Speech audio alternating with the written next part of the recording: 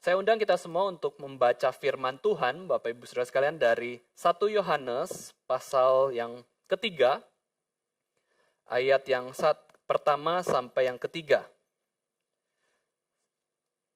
Saya akan membacakan untuk kita semua. 1 Yohanes pasal yang ketiga, ayat pertama sampai yang ketiga. Lihatlah betapa besarnya kasih yang dikaruniakan Bapa kepada kita, sehingga kita disebut anak-anak Allah, dan memang kita adalah anak-anak Allah. Karena itu dunia tidak mengenal kita, sebab dunia tidak mengenal Dia. Saudara-saudaraku yang kekasih, sekarang kita adalah anak-anak Allah, tetapi belum nyata apa keadaan kita kelak. Akan tetapi kita tahu bahwa apabila Kristus menyatakan dirinya, kita akan menjadi sama seperti Dia, sebab kita akan melihat Dia dalam keadaannya yang sebenarnya. Setiap orang yang menaruh pengharapan itu kepadanya, menyucikan diri sama seperti Dia yang adalah suci. Kita ulangi bersama-sama ayat yang ketiga, Bapak Ibu Saudara sekalian. 1, 2, 3. Setiap orang yang menaruh pengharapan itu kepadanya, menyucikan diri sama seperti Dia yang adalah suci. Mari kita sama-sama berdoa sebelum mendengarkan firman Tuhan. Bapa kami yang di surga, kami mohon anugerah Tuhan pada sore hari ini. Kami membutuhkan firman Tuhan, makanan rohani kami, untuk bisa menjalankan kehidupan rohani kami di tengah-tengah dunia yang penuh dengan segala dosa, dan juga di tengah-tengah kehidupan kami yang lemah, yang penuh dengan hawa nafsu, yang penuh dengan godaan. Kami berdoa Tuhan, kiranya firman Tuhan pada sore hari ini, sungguh-sungguh Tuhan bekerja, sehingga hati kami betul-betul mengalami jamahan Tuhan, betul-betul mengalami perubahan di dalam kehidupan kami, sebab Tuhanlah yang mengubah kami. Bukan karena kekuatan kami, jika kami bisa semakin mengenal Tuhan, atau semakin hidup rohani di dalam kehidupan kami, tetapi semuanya adalah karena anugerah Tuhan saja. Berikanlah kami kerendahan hati Tuhan, sebab kami ini tidak layak menerima berkat firman Tuhan. Di dalam nama Tuhan Yesus Kristus, Tuhan dan Juru Selamat kami yang hidup, kami sudah berdoa dan mengucap syukur. Amin. Bapak Ibu Saudara sekalian, bicara tentang pernikahan adalah hal yang merupakan anugerah Tuhan. Pernikahan adalah sebuah anugerah Tuhan, sebuah pemberian Tuhan di masa yang akan datang dalam fase tertentu dalam kehidupan manusia. Manusia yang ketika lahir di dunia ini, bayi yang lahir itu, Bapak Ibu Saudara sekalian, mereka belum menikah. Ya.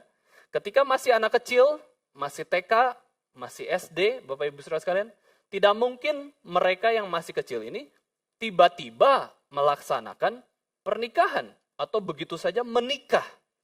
Ada persiapan dan waktunya Tuhan untuk pernikahan, sebab memang pernikahan adalah anugerah Tuhan. Kalau Tuhan tidak kasih pernikahan, pasti tidak akan menikah, karena mungkin memang ada panggilan yang lain. Seperti Tuhan Yesus tidak menikah karena memang ada panggilan yang lebih besar. Seperti orang-orang tertentu ada yang tidak menikah karena ada panggilan selibat untuk melayani Tuhan. Pernikahan adalah anugerah Tuhan, tetapi waktu kita lihat pernikahan Bapak Ibu Saudara sekalian, pernikahan adalah suatu momen yang menyenangkan, yang Tuhan anugerahkan di masa depan dalam kehidupan manusia. Pernikahan itu bukan langsung diterima oleh setiap manusia yang hidup.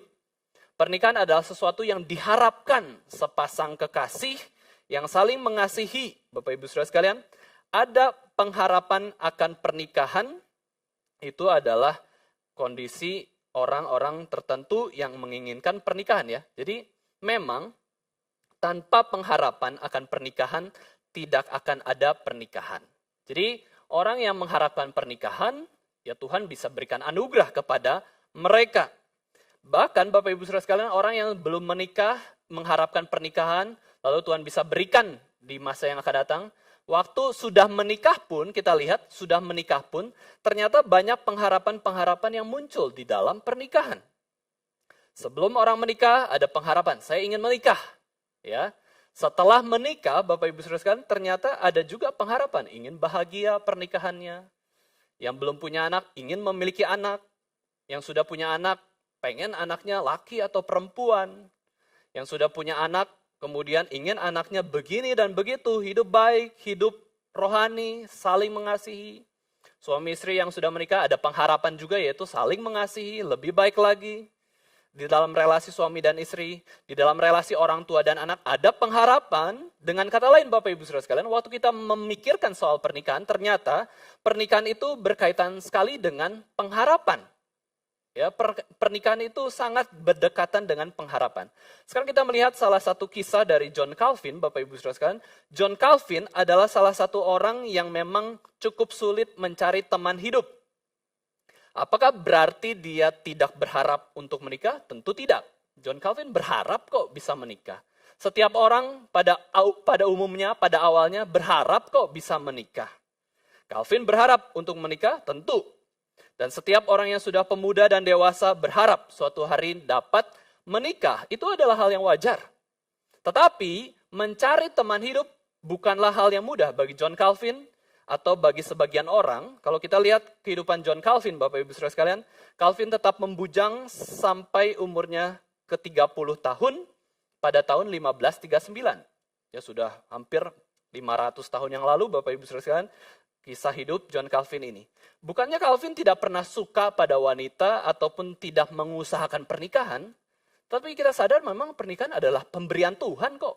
Mau kita usahakan pernikahan, kalau Tuhan tidak kasih, ya tidak bisa menikah. John Calvin mengusahakan pernikahan, ya, tapi dia memang belum dapat yang cocok. Dan juga Bapak Ibu Saudara sekalian, kita lihat kisah kehidupan John Calvin ini, dia sudah mengusahakan 3 pertunangan. 3 pertunangan, ya ada yang dia cari sendiri, ada yang dijodohin oleh temannya. Sudah mau menikah, sudah siap, sudah tunangan. Tetapi tidak sampai kepada pernikahan. Ya kita bisa sebutnya gagal lah. Gagal untuk menikah.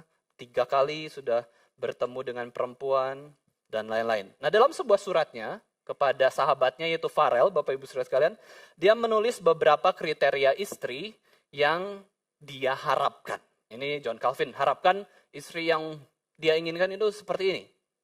Dia ingin seorang yang suci, seorang yang berhati-hati menjaga diri, mengisi hidupnya, sabar, terutama ini adalah pengharapan dari John Calvin adalah seorang istri yang memperhatikan kesehatan tubuhnya. Karena kita tahu Bapak Ibu Saudara sekalian, John Calvin ini memiliki kesehatan tubuh yang kurang baik, sakit-sakitan.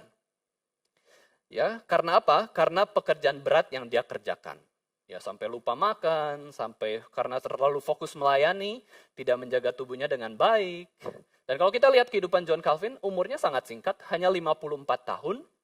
Dan karena apa? Karena memang tubuhnya lemah.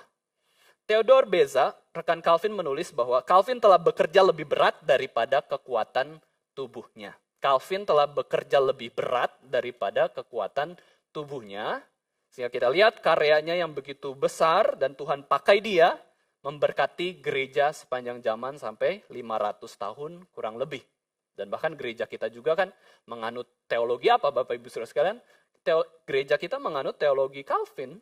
Kita ini teologi Calvinisme. Nah, itu adalah Calvin. Ini adalah harapan khusus Calvin seorang istri, yaitu adalah dia ingin istri yang peduli pada kesehatannya. Ya, tidak harus dokter, tidak harus perawat, tapi dia punya harapan. Saya ingin istri yang seperti apa? Itu pengharapan. Nah, setelah akhirnya cukup putus asa Bapak Ibu Saudara sekalian tidak dapat calon istri, Calvin telah siap untuk hidup membujang atau selibat. Ya, udah gagal terus, mungkin memang panggilan Tuhan ini saya selibat. Udahlah, saya memang gak akan cari lagi, saya memang fokus untuk melayani Tuhan. Tetapi anehnya Bapak Ibu Saudara sekalian, ketika dia sudah harapkan sesuatu, pengharapannya itu sudah mulai surut, Tuhan justru memberikan itu. Justru dia bertemu dengan seorang perempuan yang bernama Idelette yang akan menjadi istrinya. Waktu dia bertemu Idelette ini, ketika dia bertemu ternyata semua harapan itu terpenuhi. Harapan Calvin tentang seorang istri itu terpenuhi di dalam diri Idelette. Ya, akhirnya mereka menikah Bapak Ibu Saudara sekalian, meskipun Idelette ini adalah seorang janda dan memiliki 2 anak. Ya, karena Idelette ini sudah suami dari Idelette memang meninggal, sudah mati, sehingga lalu kemudian bertemu dengan Calvin, mereka saling jatuh cinta, dan Calvin mengharapkan istri yang sebelumnya ada kriterianya, dia mendapatkannya, tetapi Tuhan kasih seorang janda dengan 2 anak. Nah, di dalam pernikahan mereka, Bapak Ibu Saudara sekalian, ternyata ya, ternyata harapan saya terpenuhi ya. Ternyata setelah menjalani pernikahan, harapan Calvin itu tidak terlalu terpenuhi juga. Kenapa, Bapak Ibu Saudara sekalian? Karena Idelette ini sakit-sakitan juga ternyata. Idelette ini sakit-sakitan juga seperti Calvin. Bahkan Idelette ini mati sebelum Calvin. Usia pernikahan mereka hanya 9 tahun saja. Calvin sakit-sakitan, Idelette juga sakit-sakitan, bahkan banyak penderitaan.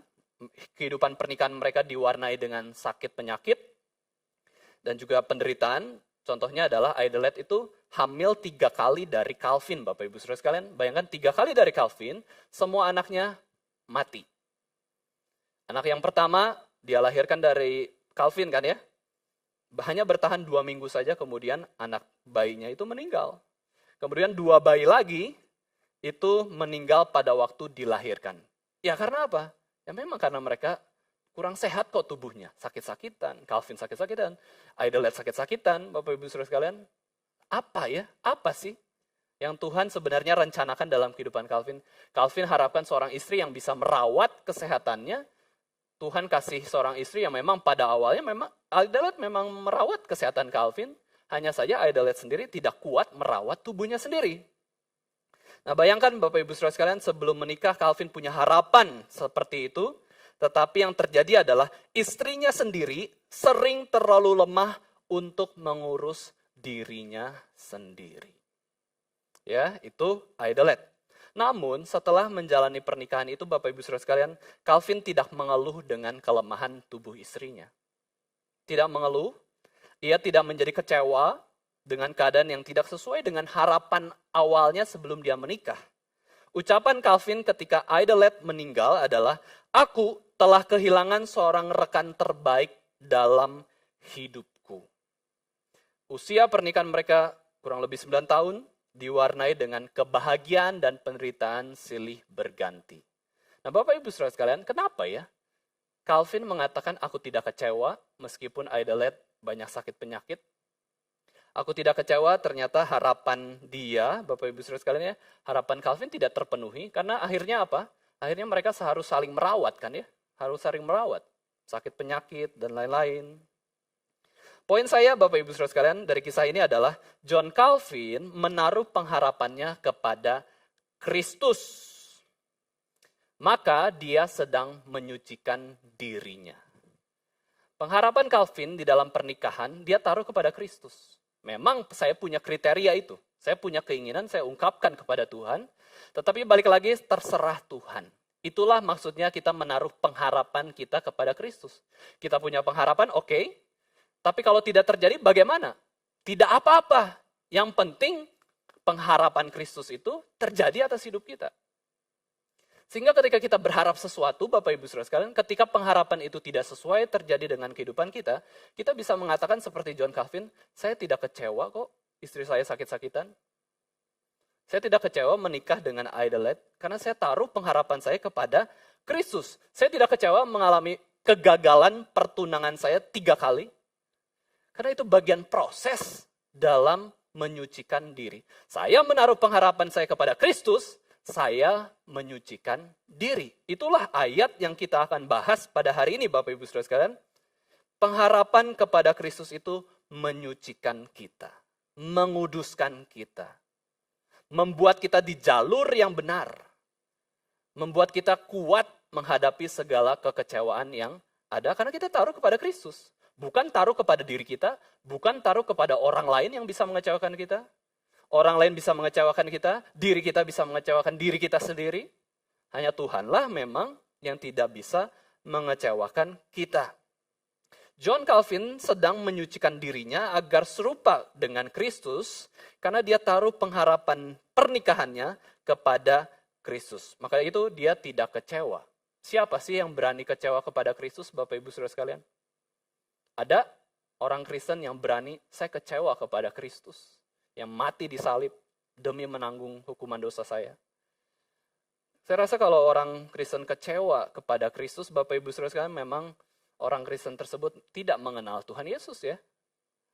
Tuhan Yesus tidak menikah demi kita. Tuhan Yesus mati di atas kayu salib demi kita. Tuhan Yesus jadi manusia demi kita. Masih kita berkata, saya kecewa kepada Tuhan. Itu berarti kita tidak mengenal akan Tuhan. Ketika Calvin menaruh pengharapan itu pada Kristus, justru dia dibentuk. Dia dikuatkan menjadi semakin dewasa dalam kerohanian, atau istilahnya itu dikuduskan ya. Semakin kudus, semakin murni, itu artinya disucikan. Idolet memang peduli terhadap kesehatan Calvin, tapi justru dalam hidup pernikahan mereka, Calvin pun merawat istrinya yang sakit-sakitan. Mereka berdua saling merawat kesehatan masing-masing, dan bukankah ini merupakan hal yang manis? Kita tidak senang-senang dengan pasangan kita waktu baik-baik saja, waktu sehat-sehat saja. Tetapi waktu sakit-sakitan, kita tetap setia merawat pasangan kita. Setia mengasihi baik sehat maupun sakit. Nah, Bapak Ibu Saudara sekalian, ketika seseorang menaruh pengharapan pada Kristus, Tuhan disenangkan. Ketika kita menaruh pengharapan kita, segala jenis harapan ya, bukan hanya pernikahan. Segala jenis pengharapan kita taruh kepada Kristus, Tuhan disenangkan. Setiap orang yang menaruh pengharapan kepada Allah, Allah itu disenangkan. Allah itu senang. Berharap pada Kristus. Seperti anak, Bapak Ibu Saudara sekalian, anak yang selalu berharap kepada orang tuanya, saya rasa orang tuanya akan senang kok. Dia kok bergantung ya sama saya. Apa-apa nanya saya. Meskipun kita tahu tidak boleh memberhalakan orang tua, tetapi ketika ada anak pengen tanya sesuatu tentang masa depannya, pelajarannya, jodohnya kepada orang tua, orang tua itu senang kok. Karena apa? Anak itu berharap kepada orang tuanya. Anak itu bergantung pada orang tuanya. Mari kita baca Mazmur 147 ayat 11 yang tadi menjadi bacaan bertanggapan kita. Sekali lagi Bapak Ibu Saudara sekalian, kita baca bersama-sama Mazmur 147 ayat yang ke-11 yang menjadi pembacaan kita. 1, 2, 3. Tuhan senang kepada orang-orang yang takut akan Dia, kepada orang-orang yang berharap akan kasih setianya. Dari Mazmur ini, kita bisa melihat bahwa ada dua kriteria orang yang menyenangkan hati Tuhan. Pertama, orang-orang yang takut akan Dia adalah orang yang menyenangkan Tuhan. Ya, orang-orang yang takut akan Allah, itulah orang-orang yang menyenangkan Tuhan. Maksudnya takut akan Allah itu apa? Bukan ketakutan, tetapi menghormati kekudusan Tuhan. Ini sangat berkaitan. Mazmur 147 ayat 11 sangat berkaitan dengan 1 Yohanes 3 ayat 3, Bapak Ibu Saudara sekalian. Pertama, kita lihat orang yang menyenangkan Tuhan itu adalah orang yang takut akan Tuhan, hidup taat, hidup rendah hati, hidup kudus, tidak berani menyakiti hati Tuhan, taat kepada firman Tuhan, kehendak Tuhan, itulah orang yang menyenangkan Tuhan. Dengan kata lain, orang apa seperti ini itu? Orang itu adalah orang yang suci.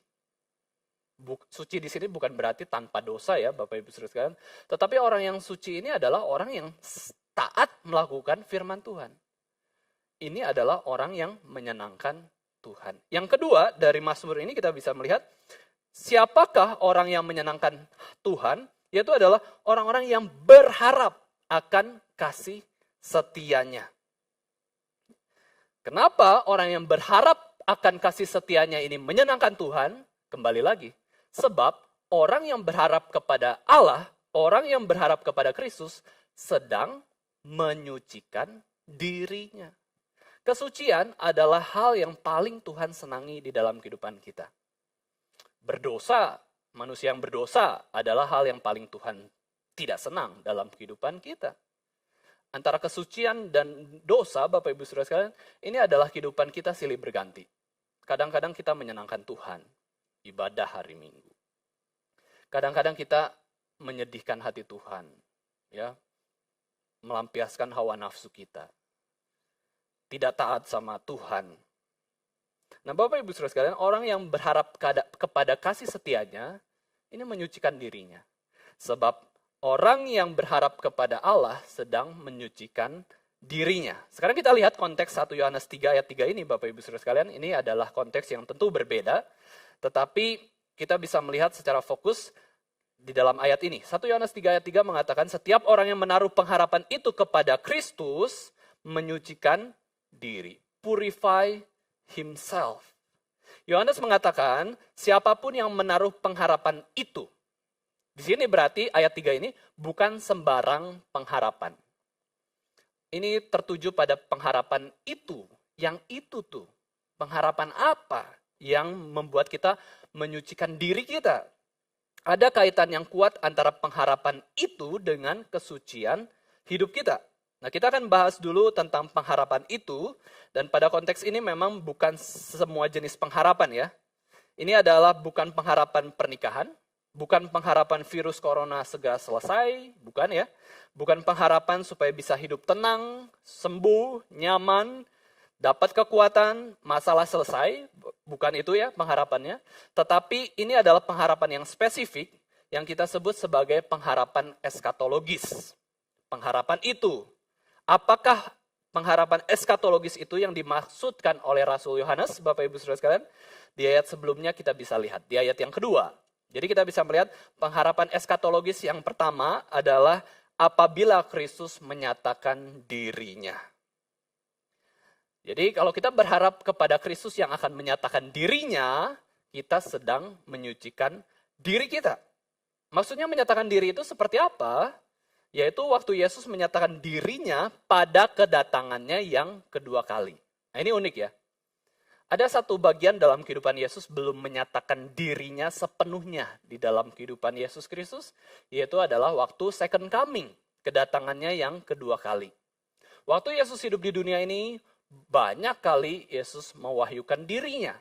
Kalau kita ingat seminar Pendeta Calvin hari Sabtu di bulan Januari ini, tentang mujizat dan kedatangan kerajaan Allah ya, mujizat Yesus, kita bisa melihat bahwa Yesus mewahyukan menyatakan dirinya lewat dua hal secara khusus ya, yaitu adalah pekerjaannya dan juga perkataannya. Yesus suka mewahyukan dirinya kepada kita. Dia suka dikenal oleh kita. Dia mewahyukan dirinya terus-menerus di dalam firman-Nya, pengajarannya, di dalam tindakannya atau pekerjaannya, Yesus mewahyukan dirinya. Tetapi ada pewahyuan yang masih belum diberikan Yesus pada kita, yaitu adalah kedatangan Yesus kedua kalinya. Ini menjadi pengharapan kita, Bapak Ibu Saudara sekalian. Ternyata Yesus yang kita kenal itu belum sepenuhnya kita kenal. Yesus yang kita kenal itu belum sepenuhnya kita kenal karena ada satu momen di mana Yesus menyatakan dirinya dengan keadaan yang sebenarnya, yaitu waktu second coming. Itulah yang menjadi pengharapan kita di tengah dunia yang berdosa dan penuh penderitaan ini, yaitu ada satu hari di mana Yesus datang kedua kalinya, menyelesaikan seluruh dunia ini, dan membuat kita berubah. Maksudnya berubah apa? Yaitu waktu Yesus datang kedua kalinya, manusia ini semuanya, baik Kristen maupun non-Kristen, akan memperoleh tubuh yang baru, tubuh kebangkitan. Dan waktu kita sebagai tubuh kebangkitan ini sudah diubahkan, kita bisa melihat Yesus itu muka dengan muka. Itulah pengharapan kita, yaitu melihat Yesus muka dengan muka. Yesus dengan tubuh kebangkitan, saya dengan tubuh kebangkitan. Saya bisa melihat Yesus, bisa dekat dengan Yesus. Sosok yang begitu mengasihi saya bisa mengasihi dia. Pengharapan ini, Bapak Ibu Saudara sekalian, pengharapan eskatologis ini adalah seperti ibarat ya, prajurit yang berharap agar memenangkan peperangan misi, ya, peperangan misi yang dia hadapi supaya dia bisa kembali bertemu dengan keluarganya. Kita kan di dalam kerohanian orang Kristen kita disebut sebagai kerohanian kita itu di dalam fase peperangan rohani kan ya. Nah, kita berperang, kita ingin menang, itu untuk apa? Supaya bertemu dengan Kristus di kedatangannya kedua kali. Kita dapat upah, ya, kita dapat sukacita dari perjuangan kita. Nah, bagaimana bisa melalui semua itu dengan baik? Yaitu dengan berharap, ya, berharap. Berharap terus. Seorang prajurit yang pergi ke medan peperangan, bagaimana dia bisa menyelesaikan tugasnya dengan baik? Yaitu berharap untuk bisa kembali bertemu dengan pasangannya atau keluarganya. Itu seperti prajurit yang menjanjikan kepada kekasihnya, aku akan kembali bertemu dengan kamu setelah menyelesaikan misi yang penuh resiko dengan kematian. Yang penuh resiko itulah yang membuat dia berjuang untuk bertahan hidup. Karena apa? Karena pengharapannya. Ya, karena pengharapannya, maka prajurit ini bersikeras bertahan hidup, jangan sampai mati. Berjuang sekuat tenaga menyelesaikan misinya. Kenapa? Karena ada pengharapan. Ada keluarga yang menunggu saya, ada kekasih yang akan saya temui, maka dia berjuang. Demikian juga dengan kehidupan rohani kita, Bapak Ibu Saudara sekalian. Baik godaan dan pencobaan yang setiap hari menghampiri hidup kita, bagaimana kita bisa melaluinya dengan baik? Salah satu kuncinya adalah berharaplah pada Kristus. Berharaplah pada kedatangan Yesus yang kedua kalinya kita bisa bertemu dengan Yesus.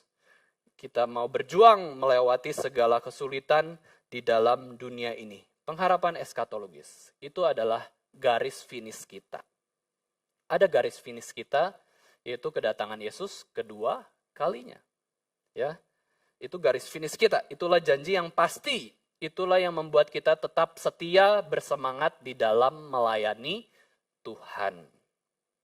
Hidup lebih kudus, hidup lebih berkenan di hati Tuhan, hidup lebih takut akan Tuhan. Hidup yang disucikan karena apa? Karena kita berharap pada pengharapan eskatologis, Bapak Ibu Saudara sekalian. Itu garis finish. Bayangkan Bapak Ibu Saudara sekalian kalau kita olahraga gitu ya, atau kalau kita ibadah kayak gitu ya, tapi tidak ada garis finish. Nggak tahu nih selesainya sampai kapan. Kita juga akan capek kan ya. Orang maraton, tapi nggak ada garis finish. Jadi suruh lari terus. Suruh lari terus, lari terus, lari terus. Wah, tidak ada pengharapan saya menyelesaikan seluruh tugas saya, itu nggak enak.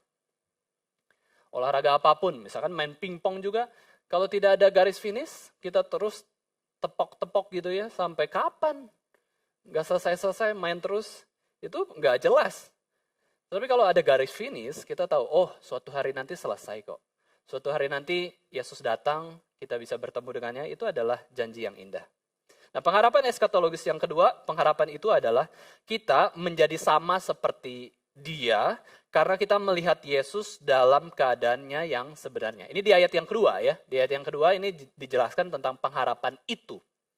Yaitu kita jadi sama seperti Kristus, karena kita melihat Yesus dalam keadaannya yang sebenarnya. Pengharapan di mana kita jadi sama seperti Yesus. Ini mirip kita mengidolakan seseorang, Bapak Ibu Saudara sekalian. Kalau kita mengidolakan seseorang, kita jadi sama seperti dengan idola kita. Nah, maksudnya apa sih sama seperti Yesus ini? Yaitu apa? Karena kita bisa lihat Yesus dalam keadaannya yang sebenarnya. Nah, ini perhatikan ya. Ini ayat yang agak sulit dimengerti. Kalau kita lihat dari penciptaan sampai hari ini, dari kisah penciptaan sampai hari ini, Bapak Ibu Saudara sekalian, kita belum sama seperti Yesus Kristus. Kenapa? Karena setiap manusia berdosa dan hidup kita di tengah dunia yang berdosa. Kita belum memiliki tubuh kebangkitan dan juga belum masuk ke surga. Yesus sudah ada tubuh kebangkitan dan sudah di surga. Itu Yesus Kristus. Tapi dari penciptaan sampai hari ini, kita tidak sama seperti Yesus Kristus. Nah, waktu kedatangan Yesus kedua kalinya, kita barulah memiliki tubuh kebangkitan dan masuk ke surga. Maka disitulah kita sama seperti Yesus Kristus. Sama tidak berdosa. Kita saat ini berdosa, Yesus tidak berdosa. Tapi waktu second coming, kedatangan Yesus kedua kalinya, kita sama seperti Yesus. Sama-sama tubuh kebangkitan, sama-sama bisa melihat Yesus muka dengan muka, dan sama-sama tidak berdosa. Inilah pengharapan kita. Jadi kita belum sama seperti Yesus sampai hari ini. Lalu yang kedua, kita lihat dari penciptaan sampai hari ini, Bapak Ibu Saudara sekalian, kita pun belum melihat Yesus dalam keadaan yang sebenarnya. Coba kita review ya Alkitab. Waktu di Perjanjian Lama, kita bisa lihat Yesus kah? Waktu di dalam Perjanjian Lama, kita melihat Yesus itu dalam rupa apa? Rupa malaikat. Bukan yang sebenarnya. Bukan yang sempurna. Seperti di second coming. Itu di perjanjian lama. Sekarang kalau kita lihat perjanjian baru, Bapak Ibu Saudara sekalian, kita bisa melihat Yesus itu seperti apa? Yesus itu adalah Allah yang mengambil rupa manusia. Bukan yang sebenarnya itu. Nanti di second coming itu baru sebenarnya. Ya. Meskipun memang kita lihat waktu Yesus di dalam perjanjian baru dijelaskan Yesus Allah 100%, Yesus manusia 100%, dan Yesus tidak berdosa. Tetapi itu belum keadaan yang sebenarnya. Di second coming baru keadaan Yesus yang sebenarnya. Apalagi sekarang, Bapak Ibu Saudara sekalian, kita melihat Yesus setelah perjanjian baru, melihat Yesus apa? Kita nggak bisa melihat Yesus. Kita nggak pernah melihat Yesus inkarnasi menjadi manusia. Yesus sekarang ada di mana? Yesus di surga, duduk di sebelah kanan Allah Bapa. Tetapi Bapak Ibu Saudara sekalian, Yesus Kristus itu ada di hati kita. Apakah kita bisa lihat? Nggak bisa. Maka sampai hari ini pun kita belum melihat Yesus dalam keadaannya yang sebenarnya. Jadi kita belum sempurna kok wahyu tentang Yesus Kristus itu kita belum dapatkan secara sempurna. Makanya Paulus katakan di dalam 1 Korintus 13 ayat 12, dia mengatakan bahwa karena sekarang kita melihat dalam cermin suatu gambaran yang samar-samar, tetapi nanti kita akan melihat muka dengan muka. Sekarang aku hanya mengenal dengan tidak sempurna. Tetapi nanti aku akan mengenal dengan sempurna seperti aku sendiri dikenal. Maka ketika kita lihat Yesus pada kedatangan kedua kalinya, itulah keadaan Yesus yang sebenarnya yang dapat kita lihat. Yesus yang bertahta di sorga, Yesus dengan tubuh kebangkitan, Yesus yang sempurna, Yesus yang kita lihat muka dengan muka. Itulah keadaan Yesus yang sebenarnya. Itulah pengharapan yang membuat kita suci. Itulah pengharapan yang membuat kita semakin kudus, semakin menggebu-gebu melayani Tuhan, semakin ingin taat kepada kehendak Tuhan, Bapak Ibu Saudara sekalian. Hidup lebih takut akan Tuhan. Berharap akan dua hal ini, yaitu menjadi sama seperti Kristus dan bisa melihat Yesus dalam keadaannya yang sebenarnya, dan juga apabila Kristus menyatakan dirinya, itulah pengharapan eskatologis yang menjadikan hidup kita suci. Kita bisa berharap pada jalur yang benar. Inilah yang membuat kita betul-betul dikuatkan dan hidup suci, Bapak Ibu Saudara sekalian. Kita lihat 2 Korintus 7 ayat yang 1. 2 Korintus 7 ayat yang pertama, Bapak Ibu Saudara sekalian, kita bisa lihat bersama-sama. Saya akan membacakan untuk kita semua 2 Korintus 7 ayat yang pertama. Di sana dikatakan oleh Paulus, saudaraku yang kekasih, karena kita sekarang memiliki janji-janji ini adalah keselamatan dan adopsi ya, janji yang akan kita terima di second coming. Marilah kita menyucikan diri kita dari semua pencemaran jasmani dan rohani, dan dengan demikian menyempurnakan kekudusan kita di dalam takut akan Allah. Nah ini kaitannya unik ya. Pengharapan eskatologis itu ternyata sangat berkaitan dengan kesucian. Membuat kita suci dan membuat kita tuh ingin hidup lebih kudus lagi.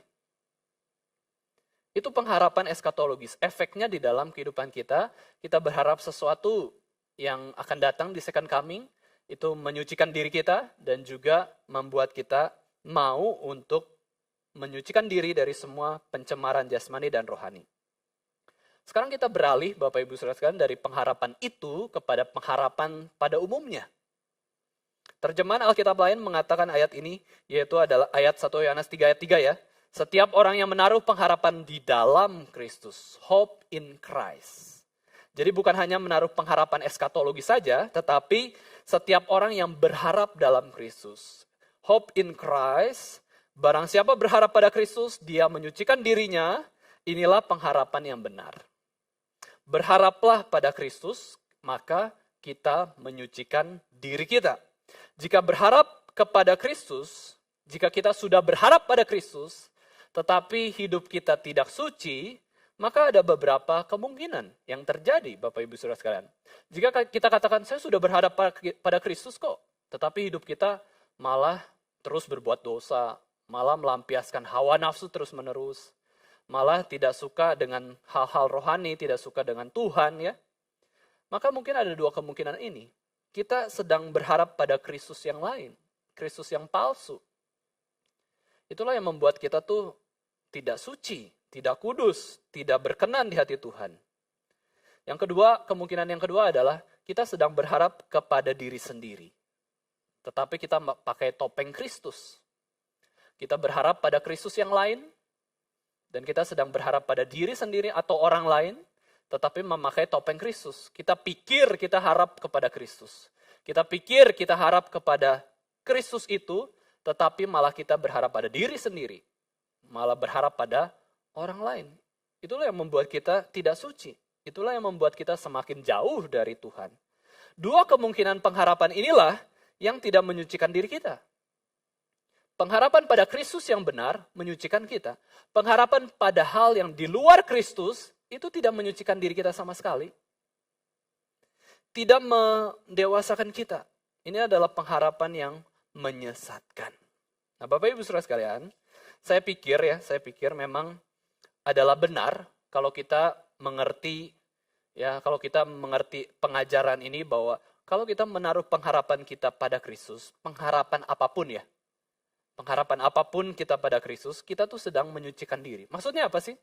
Waktu kita menaruh pengharapan pernikahan kita pada Kristus, waktu kita menaruh pengharapan pekerjaan kita pada Kristus, waktu kita menaruh pengharapan keluarga kita pada Kristus, pekerjaan kita, pendidikan kita pada Kristus, anak kita pada Kristus, kita sedang menyucikan diri. Maksudnya apa?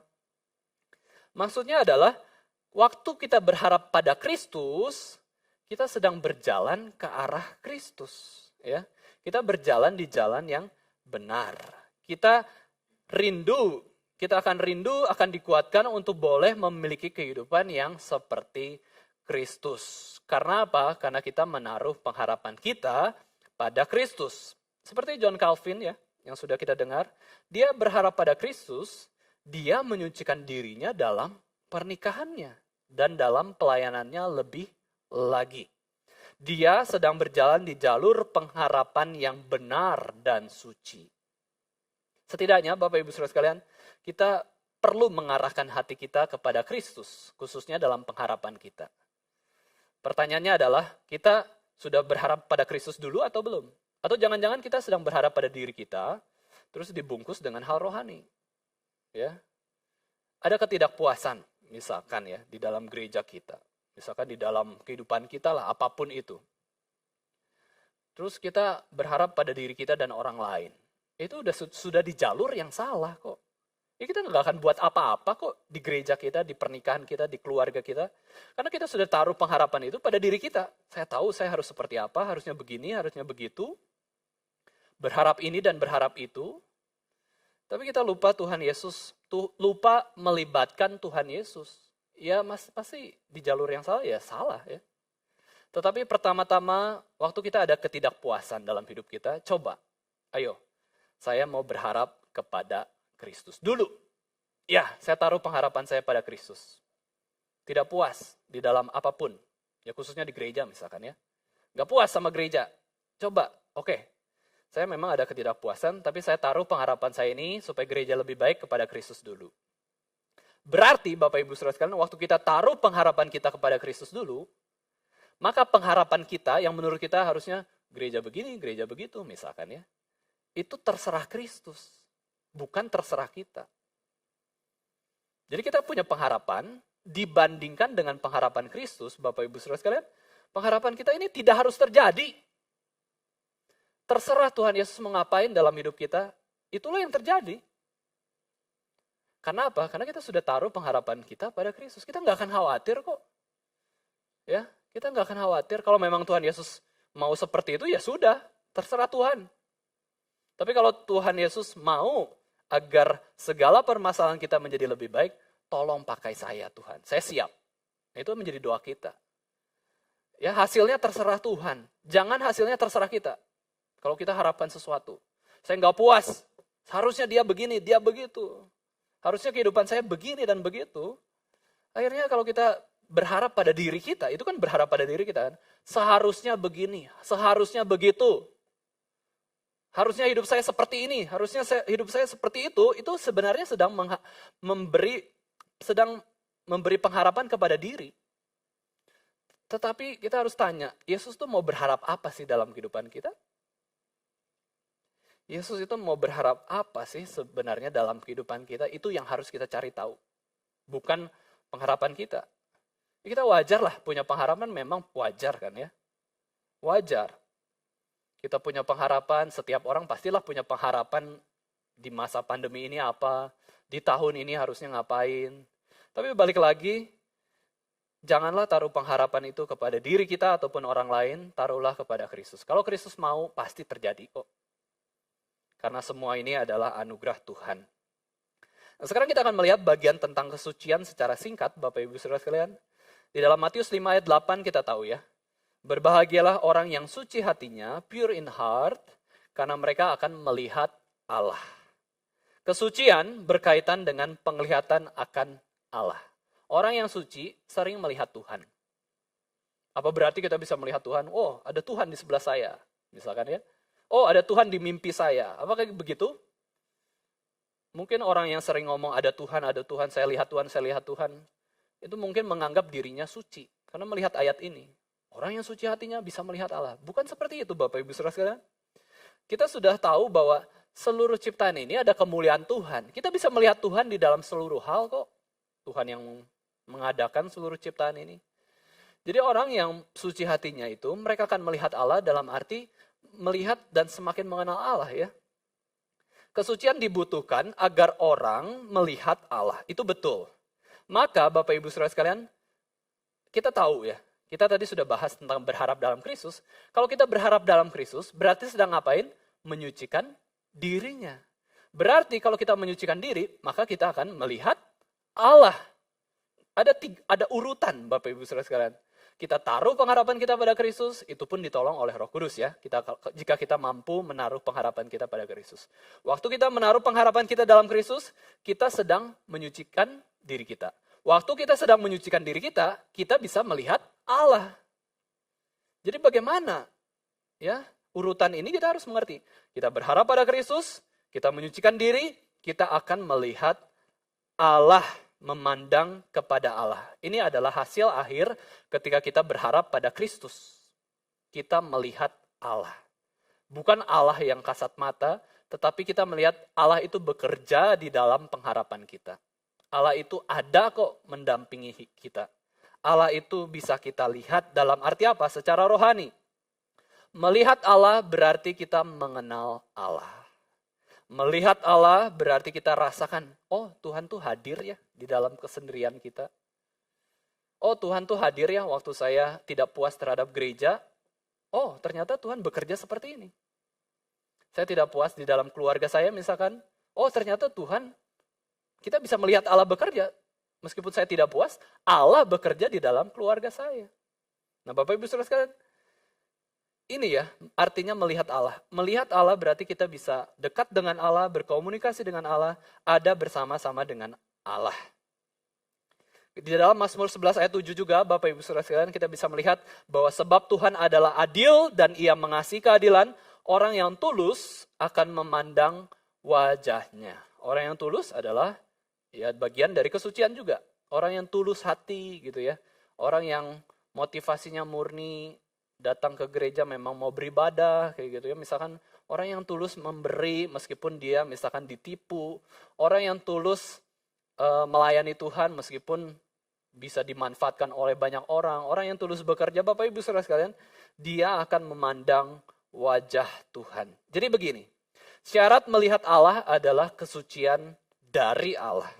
Bagaimana memperoleh kesucian? Hari ini kita bisa belajar yaitu adalah berharap pada Kristus. Menaruh setiap pengharapan kita pada Kristus itu menyucikan diri dan membuat kita melihat Allah.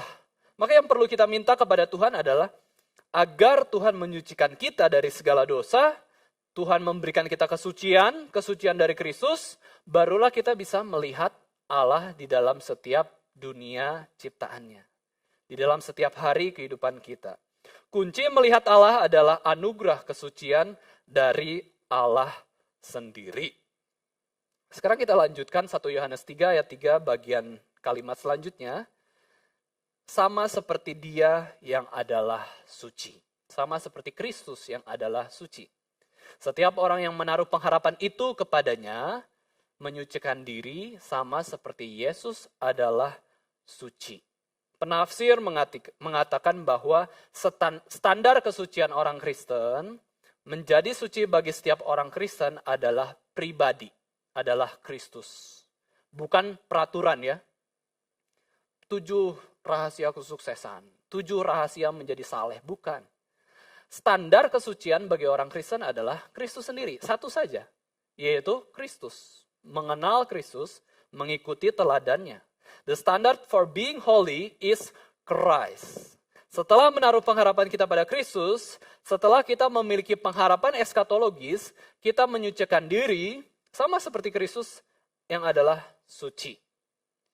Penafsir menjelaskan, Bapak Ibu Saudara sekalian, bahwa sama seperti, ya, just as. Kata sama seperti ini banyak sekali dikutip oleh Yohanes di dalam surat 1 Yohanes ini. Misalnya ya, saya sebutkan secara cepat. 1 Yohanes 2 ayat 6 di situ dikatakan, siapapun yang mengklaim hidup dalam Kristus, wajib hidup sama seperti Yesus telah hidup. Sama seperti.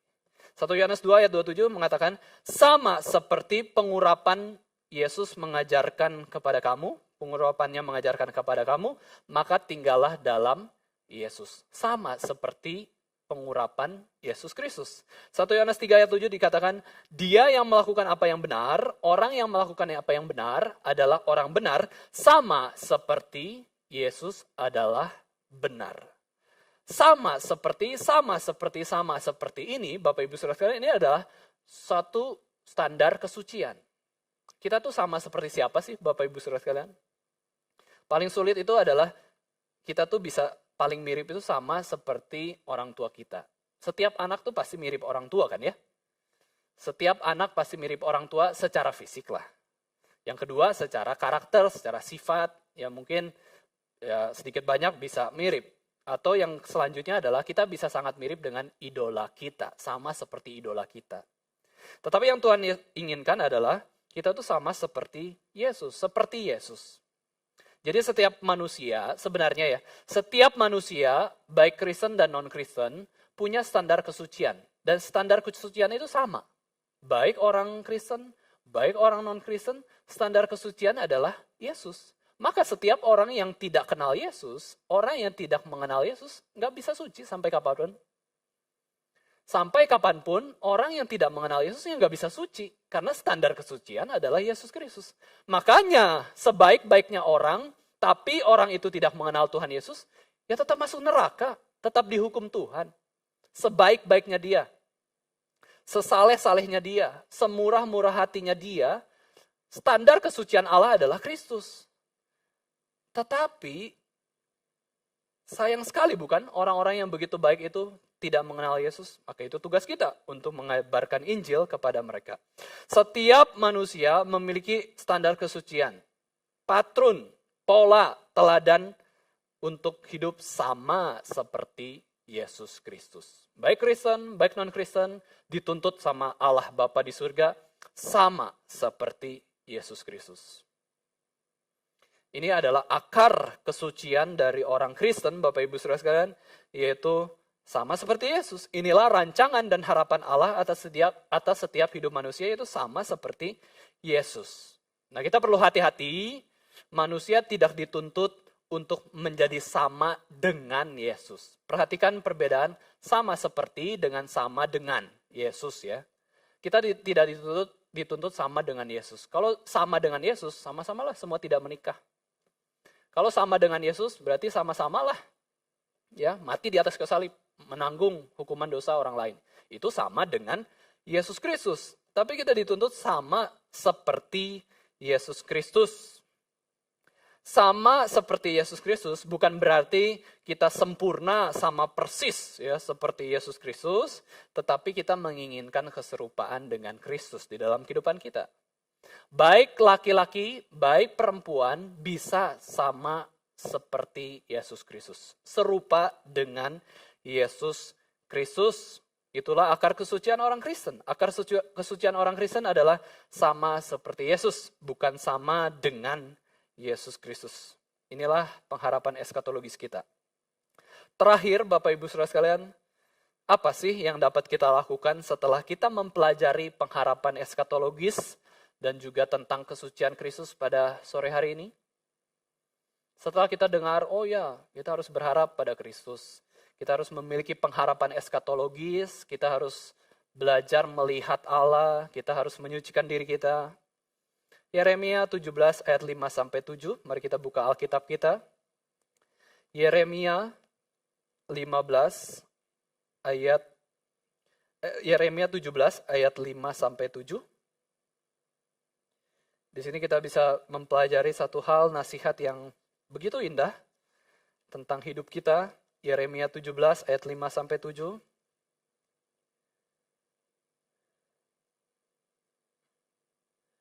Yeremia 17 ayat 5-7. Beginilah firman Tuhan, terkutuklah orang yang mengandalkan manusia, yang mengandalkan kekuatannya sendiri, dan yang hatinya menjauh daripada Tuhan. Ia akan seperti semak bulus di padang belantara, ia tidak akan mengalami datangnya keadaan baik, ia akan tinggal di tanah angus, di padang gurun, di negeri padang asin yang tidak berpenduduk. Diberkatilah orang yang mengandalkan Tuhan, yang menaruh pengharapannya pada Tuhan. Ini yang pertama yang bisa kita lakukan yang sudah jelas. Yang hari ini kita bisa lakukan, lebih fokus lagi untuk menaruh pengharapan kita kepada Kristus, pengharapan kita pada Tuhan. Sekarang Bapak Ibu Saudara sekalian, kita sudah memasuki tahun 2021. Apa sih pengharapan kita di tahun ini? Apakah itu bahagia? Ya, apakah kita sehat selalu? Itu mungkin pengharapan kita ya, apalagi di masa pandemi ini. Apakah kita berharap untuk bisa menikah? Apakah kita berharap untuk menikahkan anak mungkin? Sukses, lulus, dapat kerjaan yang baik, melayani Tuhan, bisa ya bertemu dengan kawan-kawan yang sudah lama tidak pernah ketemu. Nah, Bapak Ibu Saudara sekalian, kita boleh berharap sesuatu yang baik. Pastilah kita semua pasti bisa berharap sesuatu yang baik. Tetapi tidak semua orang bisa menaruh pengharapan kita itu, dasarnya itu pada Kristus. Ya, dasarnya pada Kristus.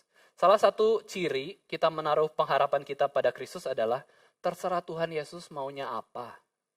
Kita punya pengharapan, aduh pengen ketemu temen ya, udah lama nggak ketemu karena COVID gini. Kalau Tuhan Yesus bilang, nggak usah lah, ketemu secara online aja, kita nurut nggak?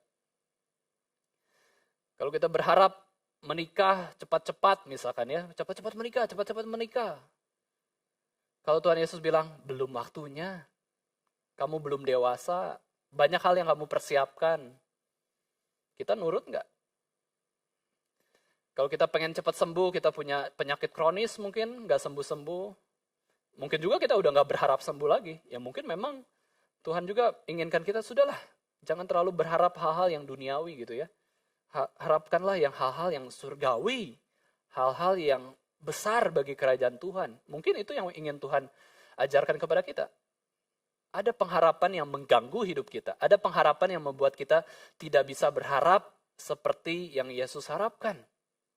Dan ingat Bapak Ibu Saudara sekalian, kalau kita percaya doktrin anugerah, sola gratia, seluruhnya ini anugerah Tuhan, berarti kan seluruhnya pemberian Tuhan. Untuk apa berharap ngotot yang ingin kita dapatkan? Saya ingin ngotot begini. Loh kan semua pemberian Tuhan. Kalau Tuhan gak kasih ya bagaimana? Balik lagi, taruhlah pengharapan itu pada Kristus. Terserah Tuhan lah dalam hidup saya mau apa. Yang penting saya bisa menyenangkan Tuhan Yesus Kristus. Andalkanlah Tuhan Yesus. Andalkanlah Tuhan Yesus, jangan andalkan manusia. Hal yang pertama kita bisa lakukan adalah berharaplah, menaruhlah pengharapan kita, semua jenis pengharapan itu kepada Kristus. Yang kedua adalah wujud kita menaruh pengharapan pada Kristus itu apa? Salah satu ciri atau bukti paling jelas kita taruh pengharapan pada Kristus adalah berdoa kepada Kristus. Ya, berdoa pada Kristus. Kalau memang kita taruh pengharapan kita pada Kristus, berdoa kepada Kristus. Banyak orang mengatakan, apa sih doa terus. Mana buktinya? Tindakannya mana? Banyak orang mengatakan demikian. Tapi kita lihat, doa orang benar, besar kuasanya. Maksudnya besar kuasanya apa? Doa orang benar ini, besar kuasanya berarti pasti ada tindakan. Orang yang berdoa dengan benar, pasti ada tindakannya kok. Jangan pisahkan doa dengan tindakan. Doa sendiri adalah tindakan. Tindakan apa? Tindakan berharap pada Kristus. Jadi hal yang kita bisa lakukan adalah berdoa dengan benar. Jangan cuma doa doang. Doa orang benar itu melakukan sesuatu yang memang sesuai dengan jalan firman Tuhan. Jadi jangan cuma doa. Itu doa yang tidak benar kalau memang cuma berdoa saja. Tetapi doa yang benar itu disertai dengan usaha. Tapi usahanya juga bukan yang sembarangan, bukan yang ngotot ya. Bukan yang barbar, jadi tidak terarah gitu. Yang penting saya berusaha, saya udah doa, saya berusaha seenak saya. Bukan. Doa orang benar itu memberikan kita kuasa dalam tindakan kita supaya hidup berbijaksana. Yesus katakan diam, diam. Yesus katakan kerjakan, kerjakan. Yesus katakan tunggu, tunggu. Itu yang kita lakukan, itu yang kita usahakan. Berharap pada Kristus. Jadi balik ya. Kalau kita buat skema, Bapak Ibu saudara sekalian, rumusan kayak matematika gitu ya. Berharap pada Kristus itu di pertama, ya, berharap pada Kristus itu di pertama, lalu yang di tengah itu adalah doa yang benar, doa yang disertai dengan tindakan. Setelah kita berdoa sungguh-sungguh, setelah kita berusaha sungguh-sungguh, yang selanjutnya adalah berharap kembali kepada Kristus. Ya, kalau kita udah doa sungguh-sungguh, kita udah usaha sungguh-sungguh, kalau memang belum terjadi apapun, ya kembali berharap pada Kristus. Itu akan menjadi pola yang tidak akan berhenti. Berharap pada Kristus, berdoa dengan benar, berharap pada Kristus, berdoa dengan benar, kita kerjakan dengan baik. Pengharapan apa yang Bapak Ibu Saudara sekalian harapkan di tahun ini khususnya untuk biji mata Tuhan? Biji mata Tuhan itu apa? Gereja. Gereja itu apa? Apakah GRI Semarang saja? Bukan. Gereja itu adalah orang-orang Kristen di sekitar kita. Pengharapan apa yang kita harapkan atas gereja yang adalah biji mata Tuhan, atas GRI, atas orang-orang Kristen di sekitar kita, keluarga kita kan Kristen kan ya Bapak Ibu Saudara sekalian. Kalau ada yang belum Kristen, ya kita harapkan apa kepada keluarga kita? Ya tentu, pengharapan kita adalah percaya Yesus, ya kan? Supaya mereka percaya Yesus. Tetapi kita bisa lihat apa sih yang perlu kita harapkan di dalam keluarga kita, biji mata Tuhan, gereja Tuhan. Sebelum ngomong A, B, C, D, E, F, G, taruhlah pengharapan itu pada Kristus dulu. Kalau Tuhan Yesus maunya ini, ya udahlah terserah Tuhan. Tapi jangan-jangan Tuhan Yesus sudah mengharapkan sesuatu yang lain. Lalu kita diam-diam saja. Nah itu yang harus kita kerjakan. Itu yang harus kita kerjakan dengan takut akan Tuhan, bertingkah lakulah bijaksana. Terakhir Bapak Ibu Saudara sekalian di dalam 1 Petrus 1 ayat 13, di sini Petrus mengajarkan juga tentang kesucian hidup, yaitu hal-hal yang bisa kita lakukan di dalam 1 Petrus 1 ayat 13 dikatakan, siapkan pikiran kita untuk taat kepada Tuhan, untuk hidup suci kepada Kristus. Ya, kita juga bisa memikirkan pikiran kita, ya, mempersiapkan pikiran kita untuk taat pada Kristus. Yang belum pelayanan, coba pikirkan pelayanan. Yang sudah pelayanan, coba pikirkan pelayanannya lebih berkenan di hati Tuhan. Karena ada pelayanan juga yang tidak berkenan di hati Tuhan. Pikirkanlah pelayanan yang mengembangkan kerajaan Tuhan. Yang sudah melayani, jangan mundur. Tetapi setialah, bahkan kembangkanlah pelayanan yang ada. Kecuali memang Tuhan katakan mundur. Ya, kecuali Tuhan katakan jangan pelayanan dulu. Ada pelayanan yang lebih besar yang harus engkau kerjakan. Itu pergumulan masing-masing kita di hadapan Tuhan ya. Lalu kemudian kita waspada jangan sampai kita jatuh ke dalam dosa dalam pikiran kita. Bahasa Inggrisnya adalah sober minded, ya, pikiran yang waras, pikiran yang wajar-wajar saja. banyak memikirkan firman Tuhan, jangan tersesat. Dan yang terakhir, sama seperti tema kita pada hari ini, tema khotbah kita adalah kita meletakkan pengharapan kita pada Kristus yang akan datang kedua kalinya. Berharaplah pada Kristus atas semua hal yang kita rindukan dalam dunia ini. Apa tindakan atau bukti nyata kita meletakkan pengharapan kita pada Kristus? Yaitu berdoa. Doa pada Kristus. Apa-apa cari Kristus dulu, baru usaha yang terbaik. Ya, begitu ada masalah, ada kekhawatiran, ada ketakutan, ada kesedihan, penderitaan, coba hal yang bisa kita lakukan itu berharap pada Kristus. Dan hal yang bisa kita lakukan juga adalah berdoa. Berdoa itu bisa kapanpun, dimanapun, gaya apapun. Ya, kapanpun, dimanapun, gaya apapun kita bisa berdoa. Berdoa berarti kita berharap pada Kristus. Seorang penulis, Jack Klampenhauer, mengajarkan tentang doa. Dia katakan, berdoa itu nggak harus berlutut. Doa itu nggak harus lipat tangan, tutup mata. Saat berdiri pun, saat bekerja pun, kita bisa berdoa kepada Tuhan. Berdoa itu bisa langsung spontan. Begitu ada ketakutan, misalkan ya, kecelakaan atau apa, kita bisa, orang yang berharap pada Kristus itu langsung berdoa, oh Tuhan, gimana ya? Langsung ya, otomatis. Oh Tuhan Yesus tolong saya. Itu sudah berharap pada Kristus. Itu sudah berdoa. Nah itulah yang bisa kita lakukan ya. Nggak harus berdoa itu di gereja, nggak harus berdoa itu berdiri. Sambil nyetir mobil, sambil masak, sambil bekerja, itu bisa kita lakukan doa itu. Ya. Tapi ya tentu bukan berarti kebablasan. Ya udah ya, kita nggak usah sikap berlutut. Kita nggak usah duduk, kita nggak usah tutup mata, nggak usah lipat tangan. Bukan kayak gitu ya. Tapi maksudnya doa itu adalah berelasi dengan Tuhan senantiasa, seperti seorang anak yang terus bergantung pada orang tua, demikian kita juga senantiasa bergantung terus pada Kristus. Karena kita berdoa, berharap hanya kepada Kristus. Dan jangan lupa, Bapak Ibu Saudara sekalian, ada orang yang karena saking seringnya berdoa ya, lupa berusaha. Kita ingat dong, pelajaran di sekolah kita, ada istilah dalam bahasa Latin kan, ora et labora kan ya, pray and work. Kalau udah berdoa baik-baik, langsung bekerja. Ya, tapi bekerjanya jangan buru-buru ya, jangan gegabah juga. Kalau sudah doa, harus ada tindakan. Itu yang harus kita pelajari. Jangan cuma doa-doa doang. Tindakannya berdasarkan apa? Berdasarkan firman Tuhan.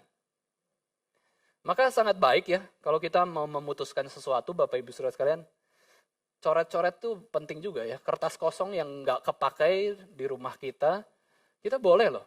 Kita lagi bergumul apa, coret-coret. Apa sih yang harusnya saya lakukan? Saya doa udah kok, tiap hari saya doa. Pagi hari, siang hari, malam hari saya doa kok. Saya ikut doa juga berlutut, saya ikut persekutuan doa juga. Yang belum saya lakukan apa? Oh mungkin saya belum berusaha gitu ya. Apa ya usaha yang saya bisa lakukan? Catat dulu, buat pilihan berganda itu begitu banyak. Lalu kita pilih yang memang kehendak Tuhan, yang sesuai dengan Alkitab yang mana? Yang tidak menjadi batu sandungan yang mana? Kita catat, itu berusaha. Memikirkan pekerjaan yang harus kita lakukan itu berusaha juga kok. Jangan waktu kita udah berdoa, ya udah terserah saya. Itu kan nggak benar ya. Dan seringkali kita begitu. Saya sudah berdoa, terserah saya. Belum, kok balik lagi ke terserah kita ya, bukan terserah Tuhan Yesus. Waktu kita sudah berdoa, pilih. Begitu banyak pilihan yang bisa kita buat.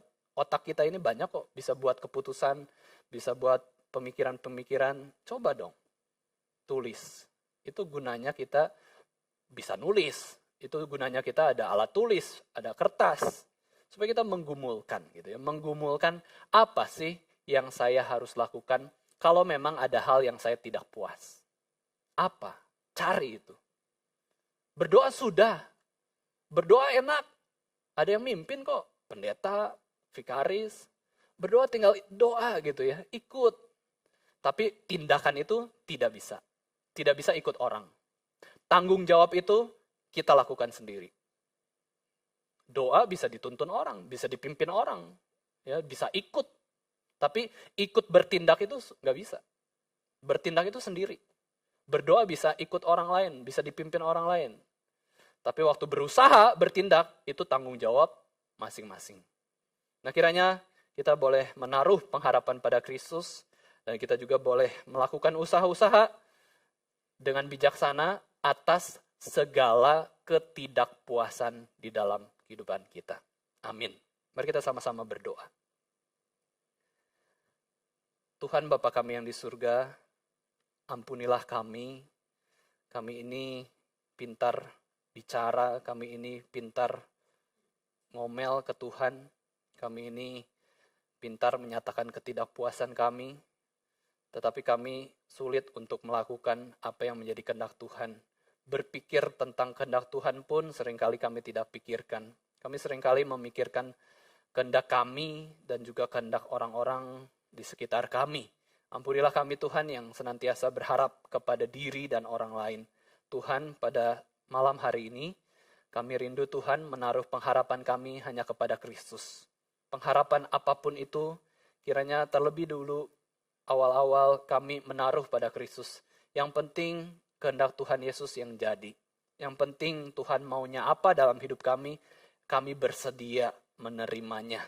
Sekalipun itu tidak enak bagi kami, sekalipun itu menurut kami buruk, tapi kami mau Tuhan menerima setiap hal yang Tuhan rancangkan bagi hidup kami.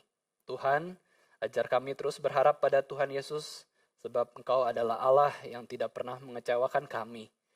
Terima kasih Tuhan, ajar kami terus berdoa dengan benar, terus berusaha dengan benar demi kerajaan Tuhan. Di dalam nama Tuhan Yesus Kristus, kami sudah berdoa dan mengucap syukur. Amin.